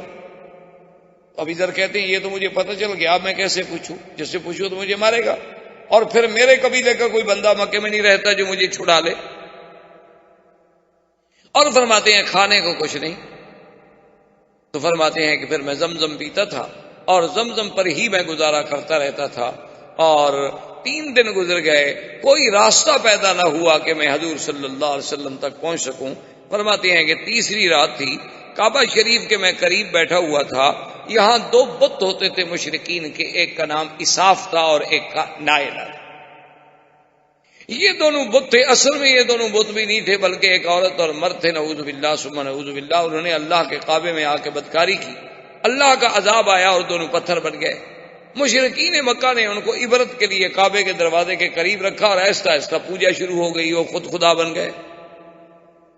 تو بہرحال وہ کہتے ہیں کہ میں بیٹھا ہوا تھا کہ 2 عورتیں آئیں، اور دونوں عورتوں نے آ کے اس اساف کو اور نائلہ کو وہ چاٹا چوما، جیسے ان کے طریقہ تھا عبادت کا، وہ شروع کی۔ اور میں اساف اور نائلہ کے قصے تو سن چکا تھا، کیونکہ میرا بھائی تو خود شاعر تھا، وہ ایسی باتیں تو کئی دفعہ شعروں میں لکھ چکا تھا۔ تو میں جب قریب آیا تو میں نے ان سے کہا کہ کون ہو تم؟ انہوں نے کہا تم کیوں پوچھتے ہو؟ میں نے کہا عجیب بات ہے، یہ اساف اور نائلہ ان کو خدا سمجھ کے پوجا کر رہی ہو، یہ تو خود زانی تھے، یہ تو اللہ نے ان پر قہر نازل کیا، انہوں نے بدکاری کی، انہوں نے زنا کیا اور اللہ نے پتھر بنا دیا، تم ان کو بھگوان سمجھ کے پوج رہی ہو، بڑی بے عقل عورتیں۔ تو انہوں نے جب میری بات سننے تو وہ چیختی ہوئی بھاگی۔ میں نے کہا توبہ توبہ توبہ توبہ توبہ، ایسا بھی کوئی آدمی ہمارے خداؤں کو برا کہے، ہمارے خداؤں کو برا کہے، ہمارے خداؤں کو برا کہے؟ تو ایسے چیختی ہوئی بھاگی، حرم سے دور بھاگتی گئیں اور چیختی گئیں اور یہی شور مچاتی گئیں۔ اور آگے آنے والے کون تھے؟ سیدنا محمد الرسول اللہ صلی اللہ علیہ وسلم اور حضرت ابی بکر رضی اللہ تعالی عنہ۔ حضور صلی اللہ علیہ وسلم نے حضرت صدیق سے فرمایا بھی عورتوں کو روکو، کیا بات ہے، کیوں چیخ رہی ہیں، کیوں رو رہی ہیں، کیا بات، ان پر کوئی ظلم ہوا؟ تو حضرت صدیق نے روکا اور پوچھا، انہوں نے کہا جی اور کی بات ہے، اللہ کے کعبے میں آدمی کھڑا ہے اور ہمارے خداؤں کو گالیاں دیتا ہے۔ انہوں نے کہا کون سے خدا؟ انہوں نے کہا اسراف و نائلہ کو گالیاں دے رہا۔ تو انہوں نے فرمایا اچھا تم جاؤ، اور آپ نے فرمایا ابو بکر چلو دیکھو تو صحیح، پھر وہ آدمی تو گویا ہمارے کام کا ہوا نا، کیونکہ وہ تو جب ان کو نہیں مانتا تو اس کا معنی یہ ہے کہ اس کے دماغ میں کوئی توحید کا خلل تو آیا ہوا ہے۔ تو فجاء ابی بکر فجاء رسول اللہ صلی اللہ علیہ وسلم، حضرت ابی ذر کہتے ہیں کہ آقا بھی اور حضرت صدیق بھی دونوں میرے پاس تشریف لائے، اور میں اسی جگہ کعبۃ اللہ کے قریب بیٹھا ہوا تھا۔ میں نے پوچھا تو آپ نے کہا کہ اچھا تم اسحاق اور نائلہ کو برا کہہ رہے تھے. اس نے کہا کہ جی ہاں میں کہہ تو میں رہا تھا, آپ کون ہیں؟ فریا رسول اللہ, حضور بڑے خوش فرمائے انا محمد رسول اللہ, میں ہی وہ اللہ کا بھیجا ہوا رسول ہوں. تو اس نے کہا کہ حضور میں تو آپ سے باتیں کرنا چاہتا ہوں. آپ نے فرمایا اذا رآک کفار قریش آذوک, کہ تمہیں کفار قریش جو ہیں وہ بڑی تکلیفیں پہنچائیں گے. ایسا ہے کہ تم ابھی اپنے آپ کو تو ظاہر نہ کرو, کل فلاں وقت میں ہم آئیں گے حرم میں, اور جب ہم واپس جانے لگے تو تھوڑا دور رہ کر ہمارے پیچھے پیچھے چلے آنا, اور جس مکان میں ہم جائیں اس مکان میں آ جانا, اور پھر وہاں بیٹھ کے بات کریں. تو ابی ذر کہتے ہیں کہ دوسرے دن حضور صلی اللہ علیہ وسلم اپنے وعدے کے مطابق تشریف لائے, اور وہاں عبادت کرنے کے بعد جب جانے لگے تو میں آپ کے پیچھے چلا تو حضور دار ارقم میں تشریف لے گئے. دار ارقم جو ہے جہاں اب صفا مروہ ہے, بالکل اس کے قریب ایک گھر تھا, ایک مکان تھا جس کا نام دار ارقم تھا. اور اس کا بھی ایک بہت بڑا تاریخ میں ایک مقام ہے کہ حضرت عمر بھی وہاں اسلام لائے, ابی ذر بھی وہاں اسلام لائے, سیدنا حمزہ بھی وہاں اسلام لائے. لیکن چونکہ حرم کی توسیع میں صفا مروہ کے بڑھانے میں ضرورت تھی تو اب تو وہ حرم کا ایک حصہ بن گیا. تو بہر صورت حضور صلی اللہ علیہ وسلم دار ارقم میں گئے, ابی ذر آئے اور اس کے بعد بیٹھے, حضور صلی اللہ علیہ وسلم سے اللہ کا قرآن سنا. فاسلم ابی ذر, ابی ذر فوراً مسلمان. حضور نے فرمایا کہ ابی ذر دیکھو تم کمزور آدمی ہو, اور تم جو ہے ابھی اس کو اپنے اسلام کو اخفا میں رکھو. اس نے کہا حضور اب اخفا میں تو میں بھی نہیں رکھتا, لیکن بہرحال یہ ہے کہ میں جا کر اپنے قبیلے میں محنت کروں. تو حضرت ابی ذر پھر تشریف لے گئے بنی غفار میں, تقریباً 15 سال دعوت اسلام دیتے رہے. اور اس وقت ابھی کوئی احکام تو نازل نہیں ہوئے تھے نا کہ نماز سکھائی جائے, روزہ سکھایا جائے, حج سکھایا جائے, تو احکام ابھی نازل ہی نہیں ہوئے. اس وقت تو صرف درس توحید دیا جاتا تھا اور شرک سے بچانے کے سبق دیے جاتے تھے, اور نبوت اور رسالت کا مقام سمجھایا جاتا تھا, اور آخرت پر ایمان کے بارے میں مختصر سی باتیں بتا دی جاتی تھیں. اور اتنی باتیں تو الحمدللہ ایک آدمی اگر صدق قلب سے چاہے تو تھوڑے سے وقت میں سیکھ لیتا ہے. تو ابی ذر رضی اللہ تعالی عنہ اپنے قبیلے میں گئے, اور پھر دیکھیں کہ اسی ابی ذر کی محنت سے جب حضور مدینہ منورہ تشریف لے گئے تو انہوں نے اتنی بڑی محنت کی کہ اپنا قبیلہ بنی غفار جو تھا وہ تقریباً آدھے کا آدھا مسلمان ہو گیا, اور سب کو لے کر حضور کی خدمت میں پہنچے صلی اللہ علیہ وسلم رضی اللہ تعالی عنہ وارضاہ. تو اب یہ زمانہ تھا حضور صلی اللہ علیہ وسلم کی ابتدائی بعثت. اب حضور صلی اللہ علیہ وسلم کی اس بعثت کو کفار ہضم نہیں کر سکتے تھے, قریش سے برداشت نہیں ہوتا تھا. ہر قسم کی انہوں نے ایذائیں دینی شروع کی, یعنی اصحابہ کو ایذائیں دینی شروع کی کہ جو جس کے پاس غلام ہے وہ اپنے اس غلام پہ ظلم و تشدد کا بازار گرم کر. اتنی ایذائیں پہنچائیں کہ جس کا آدمی تصور نہیں کر سکتا. حتیٰ کہ اللہ تبارک و تعالی رحمت کرے, سب سے پہلے حضور صلی اللہ علیہ وسلم کے بعد جس نے کلمہ حق بلند کیا وہ سیدنا ابی بکر تھا. سب سے پہلے انہوں نے آ کے اللہ کے حرم میں کھل کر اللہ کا قرآن پڑھا اور کافروں کو دعوت توحید دی. اور کافروں نے نعوذ باللہ اتنا مارا حالانکہ ابو بکر قریش. حتیٰ کہ تاریخ میں آتا ہے کہ سیدنا ابو بکر کا چہرہ خون میں بھر گیا, یعنی پتہ نہیں لگتا تھا کہ چہرہ کہاں, اتنا خون بہایا گیا. اور اس کے بعد حضرت عبداللہ ابن مسعود رضی اللہ تعالی عنہ نے حضرت ابو بکر کے بعد وہ والے صحابی ہیں جنہوں نے کعبۃ اللہ میں آ کر قریش کے سامنے کھڑے ہو کر قرآن پڑھا. اور ایک روایت میں ہے کہ سورۃ الرحمن پڑھی, اور کافروں نے مارنا شروع کیا. وہ مار رہے ہیں, وہ پڑھ رہے ہیں, وہ مار رہے ہیں, وہ پڑھ رہے ہیں, مار کھاتے رہے لیکن سورت پوری مکمل کر. اور بڑے کمزور آدمی تھے, خفیف آدمی تھے, آپ کی پنڈلیاں مبارک بڑی پتلی تھی. تو ایک دن ایک صحابی ہنس پڑے تو حضور نے فرمایا کیا کہہ رہے ہو, اگر ایک پلڑے میں جبل احد رکھا جائے اور ایک پلڑے میں عبداللہ ابن مسعود کی پنڈلی رکھی جائے تو یہ بھاری ہو جائے گی, اتنا شان والا ہے میرا صحابی. تو عبداللہ ابن مسعود کو بھی دوسرے دن حضور نے فرمایا کہ عبداللہ ابن مسعود تم ایسی کوشش نہ کرو, تم کمزور آدمی ہو, قریش تمہیں ماریں گے, کل بھی تمہیں اتنا مارا. اس نے کہا لو امرتنی رسول اللہ لقرأت اليوم, اگر آپ مجھے حکم دیں تو آج میں پھر جا کے پڑھوں قرآن. ماریں گے تو ماریں گے, پھر کیا ہوگا. اب حضور صلی اللہ علیہ وسلم کے خلاف قریش نے محاذ بنایا اور ابی طالب کے پاس آئے اور ابی طالب سے آگے کہنے لگے کہ بھئی اب ہم تنگ آ چکے ہیں، دو باتیں چن لو، یا تو حضور صلی اللہ علیہ وسلم سے علیحدہ ہو پھر ہم خود نمٹ لیں گے، یا پھر حضور صلی اللہ علیہ وسلم کو دعوت توحید سے روک دو۔ وہ آپ کا مشہور تاریخ میں آج تک جو جملہ ہے کہ جب ابی طالب نے حضور سے قریش مکہ کے سرداروں کا مطالبہ رکھا تو آپ نے فرمایا واللہ یا امّے، میرے چچا خدا کی قسم ہے، لو وضعوا الشمس فی یمینی والقمر فی یساری، اگر یہ سورج لا کے میرے داہنے ہاتھ پہ رکھ دیں اور چاند کو میرے بائیں ہاتھ پہ رکھ دیں، میں ان کو تو ٹھوکر مار سکتا ہوں لیکن اللہ کی توحید کو میں نہیں چھوڑ سکتا۔ ابی طالب نے بھی کہا کہ اچھا بھائی میں کیا کروں۔ دوسرے دفعہ ابی طالب کے پاس وفد لے کے آئے اور ایک دفعہ بڑی عجیب بات کی کہ انہوں نے کہا کہ ایسا کرتے ہیں کہ حضور کا مقابلہ کرنے کے لیے بھئی ہم خود کیوں نہ ایک آدمی پیدا کریں۔ تو انہوں نے نضر ابن الحارث کو پیدا کیا۔ نضر ابن الحارث جو ہے یہ بڑا شاعر تھا، بڑا ادیب تھا اور بڑا لفاظ تھا اور بڑا قصہ گو آدمی تھا۔ ان نے اس کی ڈپٹی یہ لگا دی کہ تم کوئی کام نہ کرو، ہم تمہارے گھر کا سارا خرچ برداشت کر لیں گے، جہاں حضور بیٹھ کے قرآن پڑھیں تم ساتھ قریب بیٹھ کے اپنے قصے کہانیاں شروع کر دو تاکہ حضور کے پاس لوگ نہیں جائیں گے، تقسیم ہوتے چلے جائیں گے۔ وہ ایک دن، 2 دن، 3 دن، 4 دن کے بعد جھوٹ کا قصہ تو ختم ہو گیا، کتنے جھوٹے قصے سنایا اور قرآن کا مقابلہ کیسے کرے۔ تو جب ان کی یہ چال بھی ناکام ہو گئی، نضر بن الحارث بھی ناکام ہو گیا، اب انہوں نے ایک اور چال چلی۔ وہ چال یہ تھی کہ ایک لڑکا تھا عمار، بعد نے اس کا نام عامر لکھا ہے، بعد نے عمار لکھا ہے، بڑا ہی خوبصورت لڑکا تھا اور اتنا سمجھدار، اتنا ذہین، اتنا ذکی کہ کوئی آدمی اس کو دیکھتا تو بس وہ پاگلوں کی طرح دیکھتا ہی رہ جاتا۔ وہ اس بچے کو لے کے ابی طالب کے پاس آئے اور کہنے لگے کہ ابی طالب ایسا کرو کہ اس بچے کو تم لے لو اور اس کے بدلے میں ہمیں محمد مصطفیٰ دے دو۔ ہم نے تمہیں حضور کے بدلے میں ایک بچہ دے دیا ہے اور ہم نہیں برداشت کر سکتے اپنے خداؤں کی برائی کہ ہر وقت اللہ کے نبی ہمارے اسلاف کو اور ہمارے آباؤں کو کہتے ہیں وہ پاگل تھے، وہ مشرک تھے، وہ جہنمی تھے، یہ ہم نہیں برداشت کرتے۔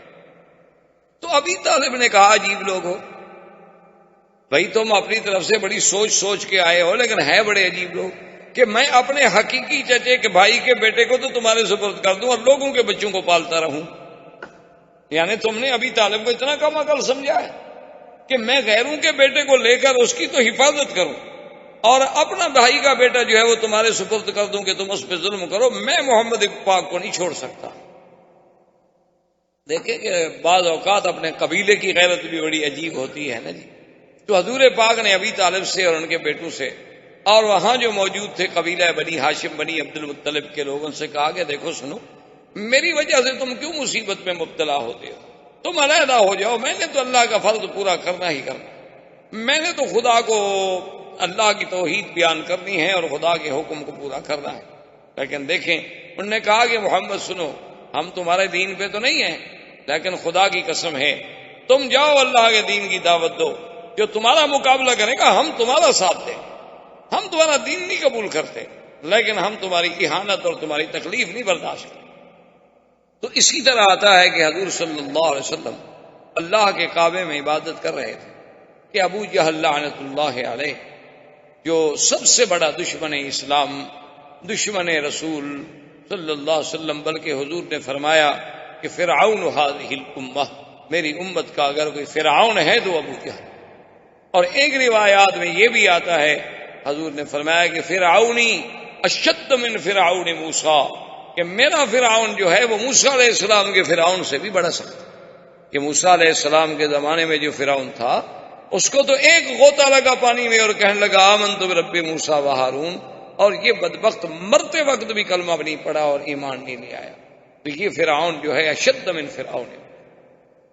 تو حضور صلی اللہ علیہ وسلم کے قریب آیا اور کہنے لگا کہ یا محمد صلی اللہ علیہ وسلم، کہنے لگا کہ دیکھو تم جانتے ہو کہ اس وقت میں سردار مکہ ہوں، تم جانتے ہو کہ اس وقت میرا قبیلہ جو ہے بنی مخزوم، وہ کتنا بڑا قبیلہ ہے، بنو مخزوم قبیلے کا تھا، قریش تھا، قریبی تھا، اور میں تمہیں کہتا ہوں کہ آئندہ نہ تو تم اللہ کے کعبے میں یہاں آ کر عبادت کرنا ظاہراً کھلے ہو کر، اور نہ ہی یہاں کھڑے ہو کے کسی کو توحید کا سبق پڑھانا، ورنہ نعوذ باللہ کچھ ہو جائے، سارے قریش والے میرے خلاف کھڑے ہو جائیں، لیکن یہ ہے کہ میں آپ کو پھر زندہ نہیں چھوڑوں۔ اور اس کے بعد آتا ہے ابو جہل اور بنو مخزوم اپنے قبیلے کو اکٹھا کرتا ہے اور کہتا ہے کہ دیکھو بات سنو، اب میں اس مقام پہ آ گیا ہوں کہ مجھے حضور صلی اللہ علیہ وسلم کی باتیں برداشت ہیں، میں نے فیصلہ کر لیا ہے، تم میری قوم ہو، اگر کل کو میرا ساتھ دو گے تو تمہاری مرضی، اگر میرا ساتھ نہ بھی دو تو تمہاری مرضی، لیکن میں اب حضور صلی اللہ علیہ وسلم پر حملہ کروں گا اور آپ کو زندہ نہیں چھوڑوں۔ تو قبائل میں تو قبائلیت کی بات ہوتی ہے نا، ان میں تو عصبیت جاہلیہ ہوتی ہے، وہ یہ تو نہیں دیکھتے کہ حق کی بات کیا، وہ کہتے ہیں ہمارے قبیلے کی بات ہے، ٹھیک ہے جی ہم تو تمہارے ساتھ ہیں نا، وہ بھائی ہماری قوم کا مسئلہ ہے، برادری کا مسئلہ ہے۔ تو انہوں نے کہا کہ ٹھیک ہے ابو جہل ہم بھی تمہارا ساتھ دیں گے۔ تو ایک روایت میں ہے کہ ایک دن وہ آیا اور اس نے دیکھا کہ حضور صلی اللہ علیہ وسلم اللہ کے کعبے میں نماز پڑھ رہے ہیں، اور پھر میرے آقا کی تو نماز مبارک ہی ایسی ہوتی تھی کہ جب آپ سجدہ مبارک کرتے تو وہ سجدہ اتنا طویل ہوتا تھا کہ لوگ حیران ہو جاتے تھے کہ وہ تو 4 نمازیں پڑھنے والا حضور کا ایک سجدہ بھی مشکل سے ادا ہوتا تھا۔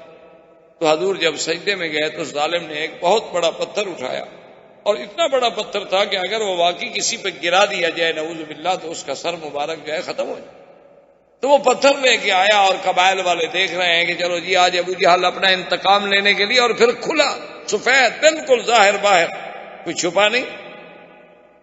تو جب حضور کے قریب گیا تو الٹے پاؤں بھاگا اور وہ پتھر بھی گر گیا، اور وہ یعنی اتفاق ہے کہ بچ گیا، ورنہ اسی پتھر سے خود مر جاتا۔ اتنا بڑا پتھر اس نے اٹھایا ہوا تھا، اور پاؤں پیچھے، لرزہ بدن پہ آیا۔ تو بنو مخزوم اور لوگ کٹھے ہو گئے، انہوں نے کہا کیا ہو گیا؟ کہنے لگا تم لوگوں نے کچھ نہیں دیکھا؟ انہوں نے کہا نہیں ہم نے تو کچھ نہیں دیکھا۔ کہنے لگا واللہ بینی و بینہ فحل، میرے اور آپ کے درمیان میں فحل کہتے ہیں یعنی بیل جو نر ہو، گائے بیل جو آپ کہتے ہیں، لیکن ایسا نر جو بہت بڑا طاقتور، اس کو کہا جاتا ہے فحل۔ کہتے تم نے نہیں دیکھا؟ وہ تو ایک اژدہا کی طرح ایک فحل تھا، ایک بہت بڑا نر بیل تھا جس نے اپنے انیاب نکالے ہوئے تھے اور مجھ پہ حملہ آور ہوا۔ اگر میں ادھر بھاگ نہ جاتا تو مجھے کھا جاتا، مار دیتا اور پاؤں تلے راؤنڈ ڈالتا۔ تو اللہ تبارک و تعالی نے حضور صلی اللہ علیہ وسلم کو اس کے اس قاتلانہ حملے سے یوں حفاظت فرمائی، لیکن کچھ عرصے کے بعد ابو جہل پھر بھی باز نہ، اس نے آ کر پھر حضور صلی اللہ علیہ وسلم کو للکارا اور کہا کہ یا محمد صلی اللہ علیہ وسلم اما منعتک، میں نے تمہیں منع نہیں کر دیا تھا کہ تم مسجد میں آ کر، اللہ کے کعبے میں آ کر لوگوں کے سامنے کھلے عبادت نہ کیا کرو، لیکن تم نے میری بات نہیں سنی، میں نے تمہیں منع کر دیا تھا، اور آج میں پھر تمہیں آخری بات کہہ رہا ہوں کہ اگر واللہ لرأیتک، نعوذ باللہ اس نے بڑا سخت کلمہ کہا کہ اگر میں آپ کو سجدے کی حالت میں نے اب دیکھ لیا نہ تو میں آپ کو کچل دوں گا۔ حضور صلی اللہ علیہ وسلم خاموش، حضور صلی اللہ علیہ وسلم خاموش رہے، اور ابو جہل یہ کہہ کے چلا گیا۔ فما لبث قلیلا، ابھی ایک دن ہی گزرا تھا، دوسرے دن حضور صلی اللہ علیہ وسلم پھر اسی جگہ تشریف لائے اور آ کے عبادت شروع۔ اب جب عبادت شروع کی، ابو جہل کو پتہ چلا کہ حضور تو پھر عبادت کر رہے، اس نے کہا میری تو بالکل سبکی ہو گئی کہ میں نے تو کھلا چیلنج کیا تھا، اور اللہ کے نبی کو تو میرے اس چیلنج پر کوئی اثر ہی نہیں ہوا، اور پھر وہ جا کے اللہ کے کعبے میں عبادت کر رہے ہیں۔ تو وہ ظالم جوش میں آ کے وہاں سے بڑھا اور ایک بہت بڑا پتھر لے کے آیا اور کہنے لگا کہ آج تو میں بالکل ہی نہیں چھوڑوں گا، کچل دوں گا۔ جب حضور کے قریب آیا تو اس کے بعد الٹے پاؤں بھاگا اور گرا، چہرہ متغیر ہو گیا، ڈر کے مارے کانپ رہا ہے۔ قبیلے کے لوگ آئے، پوچھا، کہتا ہے واللہ بینی و بینہ خندقا من نار، کہ جب میں آگے بڑھا حضور کے اور میرے درمیان میں ایک آگ کی بڑی بڑی نہر بنی ہوئی تھی، اگر میں ایک قدم بھی آگے بڑھاتا تو مجھے تو آگ جھلس دیتی۔ اور حضور نے بھی فرمایا کہ واللہ لو دنا منی، خدا کی قسم ہے کہ آج اگر ابو جہل میرے قریب آتا لختطف الملائکہ، اللہ کے فرشتے اس کی بوٹی بوٹی کر کے اڑا دیتے، پھر دنیا میں اس کا وجود ہی نہ۔ تو اب حضور صلی اللہ علیہ وسلم کی زمانہ بعثت کا، یعنی آپ کی دعوت کا، آپ کی تبلیغ کا، آپ کے انذار کا، اور کفر کے مقابلے کا، اور کفر کے ظلم و تشدد کا دور شروع ہو گیا کہ ایسے ایسے، اور خدا کی قدرت دیکھیں کہ یہ جو آپ کا 13 سالہ دور ہے مکی زندگی کا، یہ ایک دن کا دور نہیں، 2 دن کا دور نہیں، 4 دن کا دور نہیں، 13 سال 13 سالہ زندگی کا دور اور صبر محض. یعنی آپ حیران ہوں گے، لوگ تو کہتے ہیں نا کہ اسلام تلوار کے زور سے پھیلا. اسلام کیا ہے جی، ان کا تو نشانی تلواریں ہیں، بس لوگوں کو کاٹ دیتے ہیں اور کاٹ کے پھینک دیتے ہیں اور یہ کر دیتے ہیں. 13 سال تک اللہ کے نبی نے دعوت کے میدان میں جو تکلیفیں اٹھائی ہیں، جواب کیا تھا؟ صبر محض کے رسول فاصبر کما صبر، فاصبر کما صبر اولو العزم من الرسل. کہ محمد عربی صلی اللہ علیہ وسلم آپ صبر کریں بس. یعنی صحابہ کو انگاروں پہ تڑپایا جا رہا ہے اور حضور گزرتے ہیں تو کہتے ہیں صبر. صحابہ کو نعوذ باللہ یعنی تپتی ہوئی ریت پر لٹا کے اتنے بڑے بڑے کانٹے کھجوروں کے لے کے چبھوئے جاتے تھے اور اسی سے خون نکلتا تھا، پیپ نکلتی تھی، لیکن اس کو حضور پاک کا سبق تھا کہ صبر. تم کچھ دیکھو نا جی، کمزور آدمی کچھ نہ کر سکے تو چلو ایک دفعہ تو تھپڑ مار دے گا نا، اگلا آدمی چاہے پھر جو مرضی ہے کر. لیکن حکم یہ تھا کہ فاصبر، صبر، کچھ نہیں کہے، کوئی جواب نہیں. تو متواتر 13 سال تک مسلمانوں نے اتنی زبردست تکلیفیں برداشت کی کہ جس کا تصور نہیں ہو سکتا. آپ حیران ہوں گے کہ بی بی سمیہ جو اسلام لائی حضور صلی اللہ علیہ وسلم پر، ابو جہل ظالم نے اسے کہا کہ اسلام چھوڑ دو. بی بی سمیہ نے کہا کہ اب تو میں حضور صلی اللہ علیہ وسلم کا دامن مبارک نہیں چھوڑ سکتا. تو پتہ ہے اس ظالم نے کیا عذاب دیا؟ اس نے 2 سرکش اونٹ منگوائے. بی بی سمیہ کے دونوں ٹانگوں میں رسے باندھے گئے، ان رسوں کو اونٹوں کے گلے میں ڈالا گیا اور دونوں اونٹوں کو مخالف سمت میں دوڑایا گیا اور بی بی صاحبہ کا بدن جو تھا وہ 2 حصوں میں تقسیم ہو گیا اور ظالم نے نیزہ مارا جو بی بی صاحبہ کو لگا. یعنی آپ اندازہ کریں ظلم و تشدد کا کہ ایک زندہ انسان کو یعنی یوں پکڑ کے جیسے آپ مرغی کو 2 حصے کرتے ہیں یا کسی بکری کو آپ 2 حصوں میں تقسیم کرتے ہیں، یہ کہہ دینا تو بڑا آسان، لیکن اسی طرح تقسیم کر دیا گیا. لیکن اس وقت بھی ان کی زبان پہ تھا اشہد ان لا الہ الا اللہ واشہد ان محمد رسول اللہ. تو حضور صلی اللہ علیہ وسلم نے یعنی اس سے بڑا کوئی ظلم ہوگا کہ میرے آقا طواف کر رہے ہیں، حالت طواف میں ہیں اور قریش باہر آ کے بیٹھ جاتے، جن کے قریب حضور گزرتے تو وہ گالیاں دینی شروع کر دیتے، جن کے قریب حضور صلی اللہ علیہ وسلم گزرتے تو حضور کی شان میں پھپتیاں کسنی شروع کر دیتے. اس سے بڑا ظلم ہوگا کہ حضور صلی اللہ علیہ وسلم رات کو اٹھ کے اگر تہجد کے لیے آ رہے ہیں تو ابھی لہب کی بیوی جو ہے وہ کانٹے اٹھا کے اور کانٹوں والی لکڑیاں اور جھاڑیاں لے کے ان راستوں پہ ڈال دیتی کہ چلو جب حضور گزریں گے اندھیری رات ہوگی پاؤں رکھیں گے اور نہیں تو کم سے کم کانٹے تو چبھ جائیں، کانٹے تو لگیں گے. حضور صلی اللہ علیہ وآلہ آلہ وصحبہ وسلم تسلیما کثیرا کثیرا. اس طرح یہ دور بعثت اور یہ مکی زندگی کا دور کہ مسلمانوں پر اور ایمان والوں پر، مستضعفین پر، اللہ کے نام لینے والوں پر، حضور کا ساتھ دینے والوں پر ظلم و تشدد کا دور ہے. لیکن خدا کی شان ہے کہ آج تک چشم عالم نے ایسے وفاداروں کی پھر مثال بھی نہیں دیکھی، اور آج تک چشم عالم نے حضور صلی اللہ علیہ وسلم کی زبان مبارک میں جو حلاوت اور آپ کی زبان مبارک میں جو تلاوت اور آپ کی زبان مبارک میں جو تاثیر اور آپ کی قرات قرآن میں جو اثر آفرینی، حضور صلی اللہ علیہ وسلم کی یعنی آپ کی وجاہت مبارک اور آپ کے چہرے مبارک میں جو کشش اور آپ کے جمال میں، آپ کے کمالات میں جو جلا تھی، وہ بھی دنیا میں آج تک کوئی اس کی مثال پیش نہیں کر سکتا. اللہ ہمیں حضور کی سیرت پر چلنے کی توفیق عطا فرمائیں اور آپ کی محبت نصیب فرمائیں. والسلام علیکم. احباب کرام، اس کے بعد اب آپ اس مبارک سلسلے کی CD نمبر 7 سماعت